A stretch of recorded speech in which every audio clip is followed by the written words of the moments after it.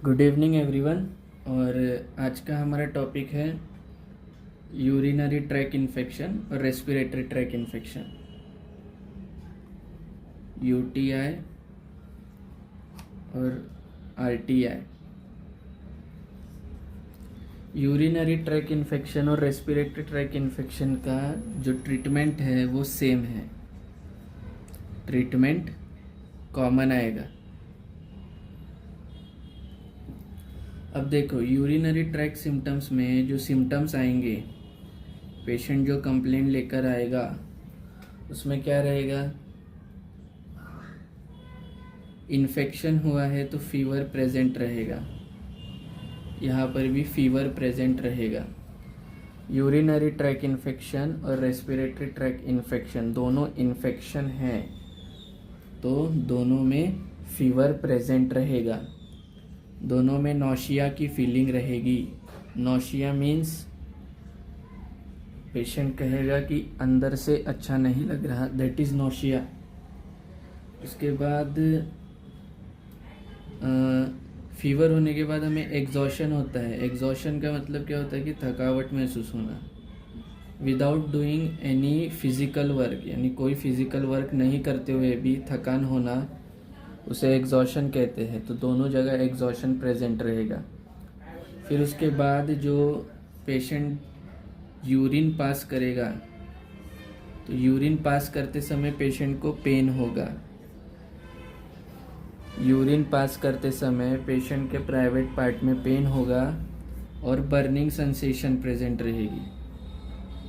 Burning sensation यानी urine करते time patient को पेन होगा, बर्निंग होगी। उसके बाद जो यूरिन है वो यूरिन कैसे कलर की रहेगी, यूरिन फाउल स्मेलिंग रहेगी। फाउल स्मेलिंग यानी जो बैड मीट, यानी जब जो मांस सड़ जाता है उसकी जो स्मेल होती है वैसे टाइप की स्मेलिंग रहेगी, फाउल स्मेलिंग, गंदी स्मेल रहेगा। यूरिन में फ्रोथ ज़्यादा रहेगा। फ्रोथ का मीनिंग झाग, झाग ज़्यादा रहेगा यूरिन में। फिर उसके बाद हमें फ्रीक्वेंट यूरिन आएगी। फ्रीक्वेंट यूरिन यानी बार बार यूरिन करने का मन करेगा। अब ये बार बार यूरिन करने का मन इसलिए करता है, जो हमारा लोअर बेली है, यानी जो स्टमक का लोअर पार्ट है, पेट का लोअर पार्ट है, स्टमक का जो लोअर पोर्शन है उसमें क्या होता है, हैवीनेस जैसा महसूस होता है।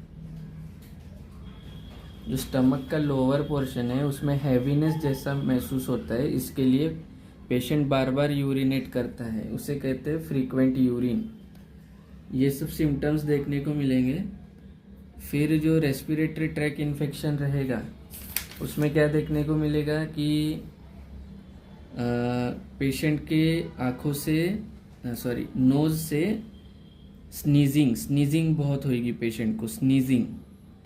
और स्नीजिंग के साथ साथ क्या होगा,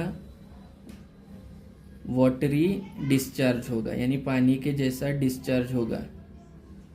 पेशेंट को स्नीजिंग यानी छींक बहुत आएगी, उसके साथ साथ पानी के जैसा डिस्चार्ज होगा नोज से, वाटरी डिस्चार्ज। फिर उसके बाद क्या देखेंगे हम कि पेशेंट कफ यानी खांसेगा बहुत। खांसने के टाइम पेशेंट को क्या कहते हैं, म्यूकस बहुत निकलेगा। यानी जब भी पेशेंट खांसेगा तो खांसी के साथ साथ म्यूकस निकलेगा। म्यूकस यानी जो कफ होता है ना, कफ, बलगम, वो निकलेगा। That is respiratory tract infection.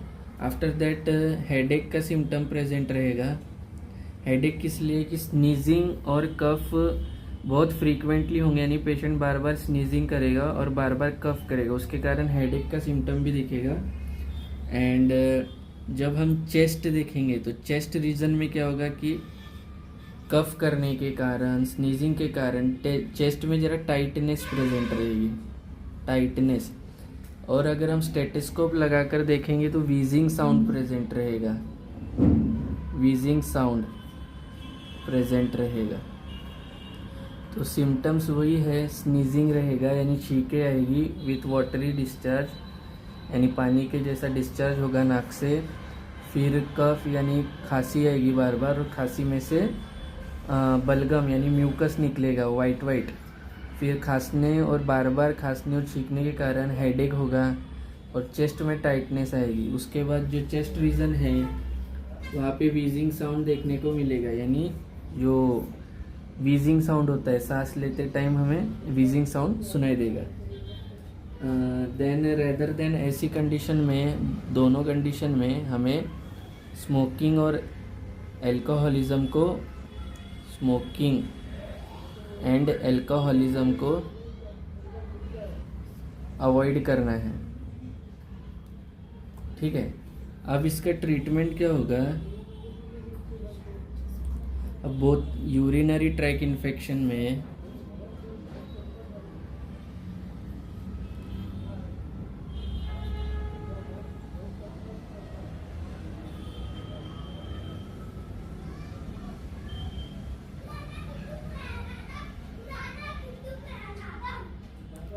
अब इसका ट्रीटमेंट क्या होगा? यूरिनरी ट्रैक इन्फेक्शन और रेस्पिरेटरी ट्रैक इन्फेक्शन दोनों में फीवर प्रेजेंट है, तो हम फीवर, इन्फेक्शन हुआ तो फीवर प्रेजेंट रहता है, उसके लिए हम टैबलेट यूज़ करेंगे, paracetamol tablet, paracetamol 500 mg BD fever के लिए। फिर उसके बाद नौशिया के लिए और थकावट महसूस हो रही है, इसलिए हम क्या यूज़ करेंगे? Tablet domperidone, domperidone tablet domperidone 10 mg BD। Tablet domperidone को पहले ही प्रीवियस लेक्चर में देखे थे कि ये क्या है, टैबलेट ऑफ सिकनेस की टैबलेट कहते हैं इसे, टैबलेट फॉर सिकनेस।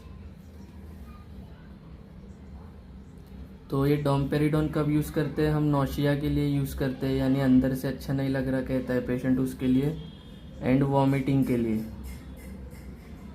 ठीक है, आफ्टर दैट अभी पेशेंट को पेन है और बर्निंग सेंसेशन है। अब यहाँ पर हम क्या देख रहे हैं कि ये जो डिसीजेस है ये होते हैं बैक्टीरिया के कारण, मोस्टली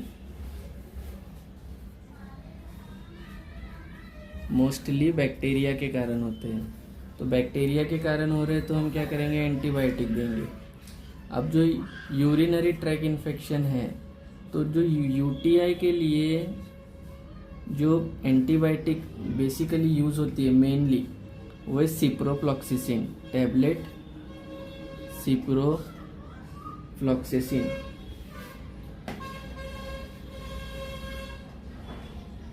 500 mg, ये भी बीडी यूज़ करना है। और जो रेस्पिरेटरी ट्रैक इन्फेक्शन है, यानी अपर रेस्पिरेटरी ट्रैक इन्फेक्शन के लिए टैबलेट अजिथ्रोमाइसिन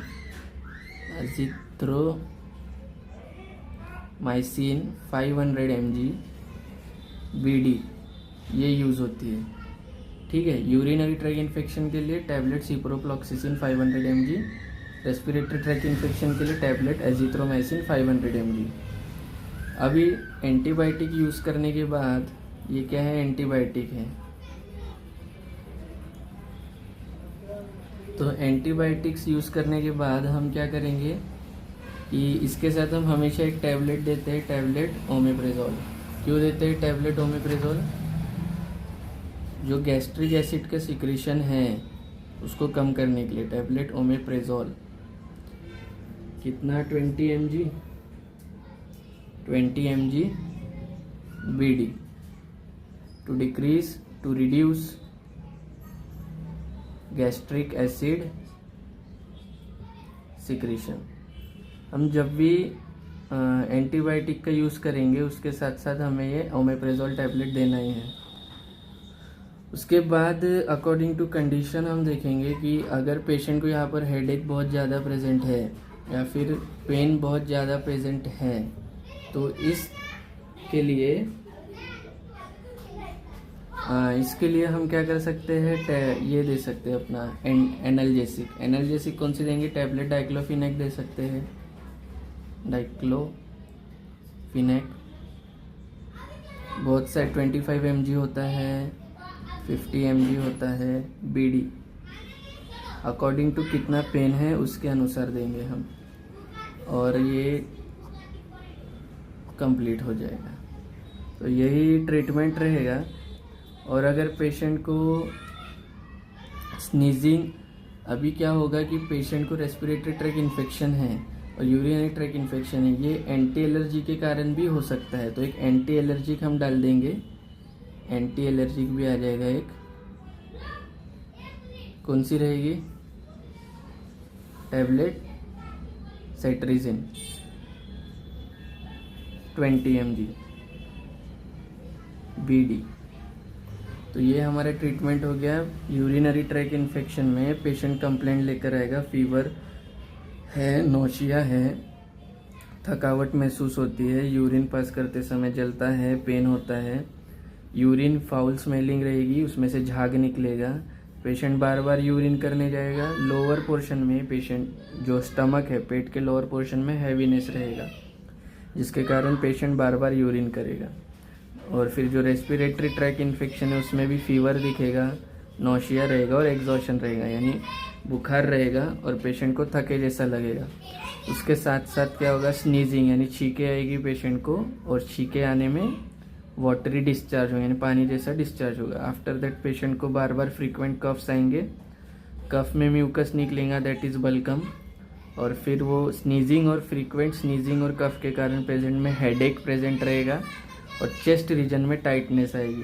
फिर जब हम चेस्ट रीजन ऑस्कल्ट करेंगे तो वीजिंग के जैसा साउंड आएगा, यानी सीटी जैसा साउंड आता है।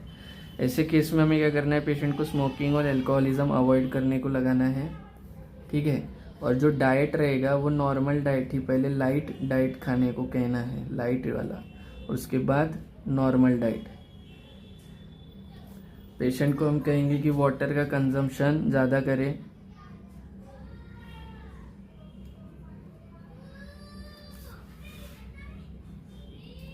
अब यहाँ पर हम ट्रीटमेंट में क्या देख रहे हैं? दोनों को फीवर है इसलिए हमने टैबलेट पैरासीटामोल दिया, नोशिया एग्जॉशन प्रेजेंट है इसलिए टैबलेट डोमपेरिडोन दिया। फिर यूरिन में पेन का भी है और हेडेक है दोनों रीजन में, इसलिए टैबलेट डाइक्लोफिनेक दे दिया। फिर ये दोनों बैक्टीरिया के कारण कॉज होते हैं, मोस्टली बैक्टीरिया। तो यूरिनरी ट्रैक इन्फेक्शन के लिए हमने टैबलेट दे दी ciprofloxacin 500 mg। Respiratory tract infection के लिए हमने दे दिया टैबलेट एजिथ्रोमाइसिन 500 mg।